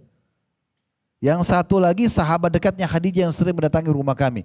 Jadi saking terkenangnya Nabi dengan istrinya yang tercinta Khadijah, karena luar biasa semasa hidup selalu berkhidmat dan baik sama suaminya, maka Nabi SAW ingin tetap mengenang kebaikannya dengan membuat baik sama adik ipar beliau, dengan juga sahabat dekatnya Khadijah. Maka Aisyah sempat cemburu lalu mengatakan, ya Rasulullah, Anda masih mengenang wanita Quraisy yang sudah tua dan masuk ke kuburan? Gitu kan? Jadi saking cemburunya. Nah, kebanyakan orang sampai di sini riwayatnya, dia nggak lanjutin. Oh Aisyah cemburu, Aisyah cemburu. Jadi banyak istri-istri, oh cemburu nggak apa-apa kok, cemburu aja. Bahkan cemburu buta kalau perlu. Suaminya berdiri di satu tiang, kenapa kok berdiri di situ? Pasti kok punya kenangan. Nah, jadi masalah. Padahal salah bukan itu. Apa kata Nabi SAW? Wahai Aisyah, ini yang penting endingnya, penutupannya hadis itu. Pesannya di situ kata Nabi SAW, wahai Aisyah, engkau telah mengucapkan kata-kata. Kalau seandainya ditaruh di air, lautan maka akan rusak air lautan. Artinya ini bahaya sekali dosa ini. Maka Aisyah pun meninggalkannya. Aisyah pun meninggal. Jadi di sini betul ada cemburunya, tapi Nabi SAW mengingatkan itu. Cemburu hanya boleh kalau terjadi pelanggaran agama, bukan cemburu buta. Kan gitu. Ini poin-poin yang harus diketahui. Baik, kita lanjutkan sekarang pesan yang kelima. Yaitu, وَالَّذِينَ إِذَا فَعَلُوا فَاحِشَةً أَوْ ظَلَمُوا أَنفُسَهُمْ ذَكَرُوا اللَّهَ فَاسْتَغْفَرُوا لِذُنُوبِهِمْ وَمَن يَغْفِرُ الذُّنُوبَ إِلَّا اللَّهُ وَلَمْ يُصِرُّوا عَلَى مَا فَعَلُوا وَهُمْ يَعْلَمُونَ. Artinya, dan juga orang-orang yang apabila mengerjakan perbuatan keji atau menganiaya diri mereka, maksudnya terjerumus dalam dosa, Ya, dia sempat mau buat dosa atau terjerumus dalam dosa. Mereka segera mengingat Allah. Lalu memohon ampun terhadap dosa-dosa mereka. Baru melihat, oh dosa nih, astagfirullah, langsung tinggalkan.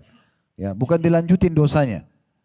Dan siapa lagi yang dapat mengampuni dosa selain daripada Allah, serta mereka tidak meneruskan perbuatan keji atau dosa itu, sedangkan mereka mengetahuinya. Jadi ini ciri yang kelima yang penting sekali untuk difahami. Jadi semua kita Bapak Ibu sekalian akan ada peluang untuk melakukan dosa. Menipu, berzina, berbohong, segala macam.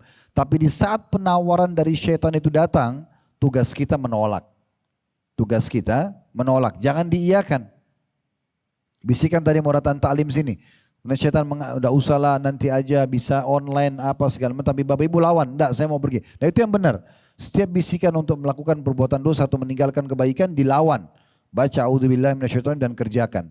Nah ini ciri yang luar biasa. Jadi jangan meneruskan perbuatan dosa. Semua manusia bisa berbuat dosa. Nabi Adam alaihissalam berbuat dosa. Gitu kan? Bahkan beliau sudah melihat malaikat. Beliau sudah masuk ke dalam surga. Tapi bisa terus dalam dosa. Cuman beliau meninggalkan dosa tersebut dan tidak melanjutkannya. Tidak mengulanginya. Begitu juga ciri para orang-orang soleh sebelum kita. Baik dari para nabi-nabi ataupun orang sahabat-sahabat Nabi, mereka berbuat dosa, tapi mereka segera memberhentikan di saat ingat kepada Allah Subhanahu wa taala. Ulama merincikan tentang masalah peringatan Allah Subhanahu wa taala, dimulai dari rasa takut dan khawatir pada saat akan berbuat dosa, itu peringatan pertama. Kalau tetap orang lakukan, maka Allah akan buat dia dilihat oleh orang lain dalam mengerjakan perbuatan tersebut, agar dia sadar bisa saja dia dipermalukan. Tetap dia lakukan, Allah bisa datangkan peringatan lebih besar lagi, seperti misalnya Allah permalukan dia. Ya, Allah buat misalnya terjadi permasalahan clash dia dengan orang yang dia jadikan sebagai partner dalam berbuat dosa tersebut, dan terakhir bisa saja Allah hukum dia ya dengan misalnya dipenjarakan atau bahkan pencuri pun digebukin sampai meninggal dan segala macam, tujuannya untuk memberhentikan dia dari perbuatan-perbuatan dosanya. Nah ini cirinya teman-teman sekalian. Jadi perbuatan-perbuatan buruk itu, dosa itu untuk dipelajari dan ditinggalkan, sementara amal soleh dipelajari untuk dikerjakan. Nah seperti itu. Lalu Allah setelah menyebutkan 5 ciri orang yang beriman dan bertakwa ini, Allah mengatakan mereka itu balasannya ialah ampunan dari Rabb mereka. Orang yang suka bersedekah, orang di dalam lapang dan sempit, orang yang suka menahan emosinya, orang yang suka memaafkan orang lain, orang yang sibuk dari kebaikan kepada kebaikan yang lain, dan yang terakhir yang kelima adalah orang yang kalau mulai terjerumus dalam dosa mereka segera sadar, mereka istighfar dan mereka tidak meneruskan dosa mereka. Mereka itu balasannya ialah ampunan dari Rabb mereka dan surga yang di dalamnya mengalir sungai-sungai, sedang mereka kekal di dalamnya, dan itulah sebaik-baik pahala bagi orang-orang yang beramal. Ini dalil pertama yang diangkat oleh penulis ya. Dalil yang kedua dan terakhir yang diangkat oleh beliau, ada 2 buah dalil ya yang diangkat oleh penulis di sini, yaitu firman Allah Subhanahu wa taala dalam surah Al-Maidah ayat 65. Ayat 65. Ini tentang efek daripada orang yang beriman dan bertakwa. Apa yang kita dapatkan ya.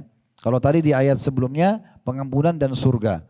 Kalau di sini Allah bilang Al-Maidah 65, walau anna ahlal qura amanu wattaqau lakaffarna anhum sayiatihim wa la adkhalnahum jannatin na'im.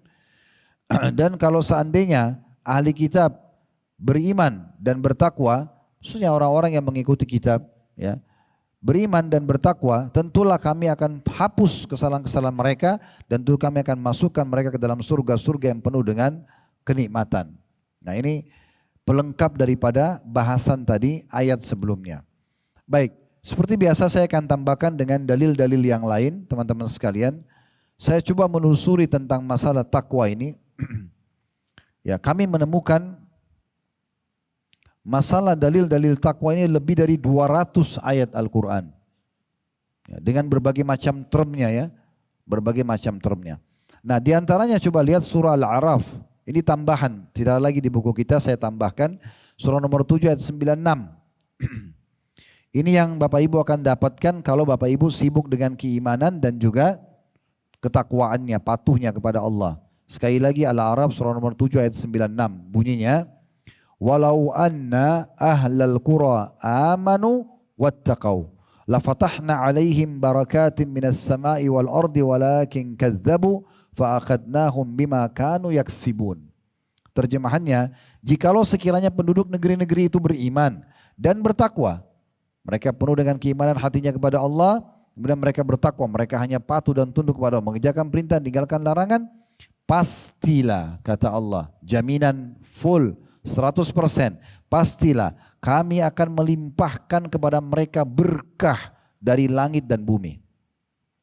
Tapi mereka mendustakan ayat-ayat kami, sudah dengar tapi tidak mau diyakini, tidak mau diamalkan, maka kami siksa mereka atas perbuatan mereka sendiri. Di sini kita lihat bagaimana pendapat para ulama berhubungan dengan masalah tafsir la fatahna 'alaihim barakatin minas samai wal ard. Kami akan bukakan bagi mereka keberkahan dari langit dan bumi itu sendiri. Kata Ibnu Abbas radhiyallahu anhu dalam tafsir ayat ini, niscaya kata Allah, kami akan lapangkan kebaikan, kekayaan, keselamatan, kesehatan, ya, peluang-peluang untuk mereka dan kami mudahkan bagi mereka untuk mendapatkannya dari segala arah. Itu terjemahan daripada tafsir daripada kami akan bukakan bagi mereka berkah-berkah dari langit dan bumi. Maksudnya, saya ulangi lagi kata Ibnu Abbas, niscaya kami akan lapangkan kebaikan, kekayaan, kesempatan, kesehatan, peluang-peluang, dan kami akan mudahkan bagi mereka untuk mendapatkannya dari segala arah. Dari segala arah. Kemudian Imam Baghawi mengatakan tentang masalah makna al-barakat. La fatahna alaihim barakat. Kami akan bukakan bagi mereka keberkahan-keberkahan. Beliau mengatakan adalah sesuatu yang selalu mencukupi secara terus menerus. Itu maknanya berkah ya. Jadi kalau misalnya Bapak Ibu mengatakan Bapak Ibu selalu dapat makanan tiap hari, selalu cukup pakaian, pendapatan, segala macam, itu berarti keberkahan namanya. Makanya kata Nabi SAW, makanan yang diletakkan untuk 2 orang akan diberkahi cukup untuk 3 orang. Makanan untuk 3 orang cukup untuk 4 orang, itu namanya keberkahan. Akan diberikan keberkahan. Kemudian juga Muhammad Rashid Ridho mengatakan, adapun orang-orang yang beriman maka akan dibukakan untuk mereka berupa berkah dan kenikmatan, segala macam kenikmatan walaupun sederhana. Misalnya dia lagi makan makanan, sederhana makanannya. Mungkin makanan yang sama dimakan oleh orang-orang yang tidak beriman dan bertakwa, maka akan beda kenikmatan yang dirasakan.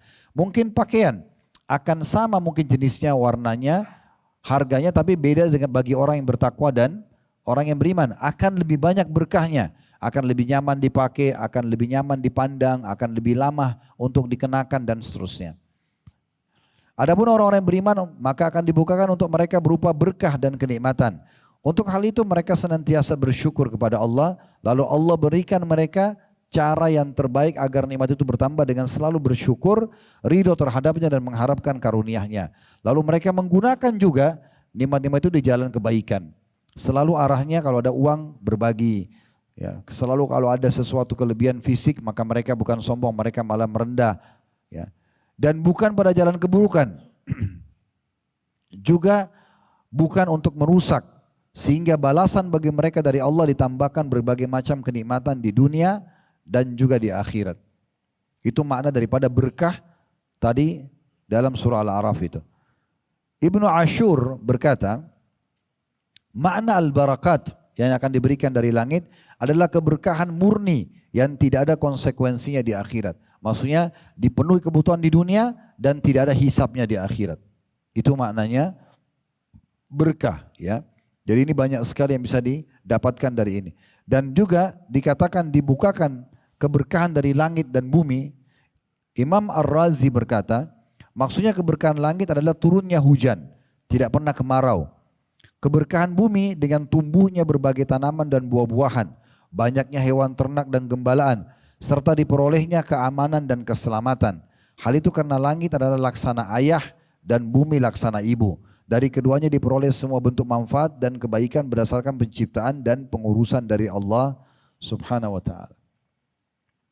Kita tutup mungkin dengan ini Bapak Ibu sekalian, karena kalau kita mau bahas ini panjang lebar ya sebenarnya. Tapi kita lihat sekarang surah At-Talaq, surah nomor 65 Ada 4 ayat di situ berturut-turut disebutkan tentang apa yang Bapak Ibu dapatkan kalau bertakwa kepada Allah Subhanahu wa taala. Surah nomor 65 dimulai dari ayat 2 sampai ayat 5. Ayat 2-nya coba lihat di akhir ayat 2 surah At-Talaq. Wa may yattaqillaha yaj'al lahu makhraja. Barang siapa yang bertakwa kepada Allah, maka akan diberikan kepadanya makhraja. Ya. Makhraja ini maksudnya jalan keluar dari semua permasalahan-permasalahan hidupnya. Ya, orang Arab teman-teman sekalian kalau lagi umroh atau haji, kalau kita di building seperti ini, di tangga darurat, biasa kita lihat exit dalam bahasa Inggris, bahasa Arabnya itu perhatikan kalau di hotel-hotel di sana tertulis itu makhraj. Ya, mirip dengan ayat ini ya. Kenapa? Karena itu adalah solusi penyelamatan di saat kita sedang ada masalah, itu namanya makhraj. Nah, di sini Allah mengatakan, "Wa may yattaqillaha", siapa bertakwa kepada Allah, Allah akan berikan kepadanya makhraja. Jadi jangan kalau ada masalah justru mari kepada kemaksiatan kepada Allah. Justru ke karaoke, justru ke diskotik, justru mabuk, justru berzina. Enggak. Makin ada masalah justru makin bersimpu di hadapan Allah Subhanahu wa taala. Wudu, salat sunnah, niat taubat, istighfar kepada Allah. Tuangkan semua kepada Allah maka selesai urusannya. Karena memang yang kalau kita ada nikmat yang ciptakan kita Allah, yang ciptakan nikmat Allah, yang bisa pertahankan hanya Allah. Kalau kita sedang ada ujian, musibah yang ciptakan kita Allah, yang ciptakan musibah Allah, yang bisa berikan jalan keluar hanya Allah Subhanahu wa taala. Maka jangan malah melakukan dosa-dosa yang tidak boleh. Ya, baru kita dapat makhraja. Juga orang-orang Arab membahasakan makhraj itu, Bapak Ibu sekalian, kalau ada orang sedang jalan di sebuah jalan sempit sekali, tubuhnya susah bergerak. Kemudian tiba-tiba dia dapat di ujung jalan sempit itu sebuah tanah lapang yang luas, dia bisa berlari. Maka transisi dari tempat sempit ke luas itu namanya makhraj. Nah, Allah akan berikan makhraja. Jadi tidak ada yang tidak ada solusinya. Akan ada tapi syaratnya beriman dan bertakwa. Kemudian yang kedua Allah katakan di ayat 3-nya, wa yarzuqhu min haitsu la yahtasib. Dan Allah akan memberikan rezeki dari tempat tidak disangka-sangka. Ya, ini faedah yang lain Anda dapatkan kalau Anda beriman dan bertakwa. Allah akan berikan rezeki dari tempat tidak disangka-sangka. Allah mudahkan kebutuhan-kebutuhan yang terpenuhi. Itu di ayat 3-nya. Ayat 4-nya, di akhir ayat 4, wa may yattaqillaha ya, yaj'al min amrihi yusra. Siapa yang bertakwa kepada Allah, Allah akan mudahkan urusannya. Ya. Kalau tadi kata sebagian ulama di ayat 2-nya yaj'al lahu makhraja, Allah berikan jalan keluar tapi belum dijelaskan mudah enggak sih jalan keluarnya? Bisa saja orang sakit harus operasi dulu baru sembuh. Itu jalan keluar juga. Tapi di ayat 4 Allah pastikan makhraja di ayat 2 itu yusra di ayat 4. Maksudnya jalan keluarnya itu mudah, tanpa operasi bisa sembuh. Enggak ada yang mustahil. Ya. Tanpa harus utang kita sudah bisa punya usaha, itu bisa. Tidak ada yang mustahil. Tinggal konsepnya beriman dan bertakwa kepada Allah. Makin kuat keimanan kita dan makin bertakwa kita pada Allah, makin patuh. Semua perintah wajib sunnah dikerjakan, semua yang dilarang haram dan makruh ditinggalkan, maka makin banyak makhraja atau jalan keluar dari masalah kita, rezeki tidak disangka-sangka dan dimudahkan semuanya. Di ayat 5-nya, ayat terakhir dalam surah Talaq ini, wa may yattaqillaha yukaffir anhu sayyiatihi wa yu'zim lahu ajra.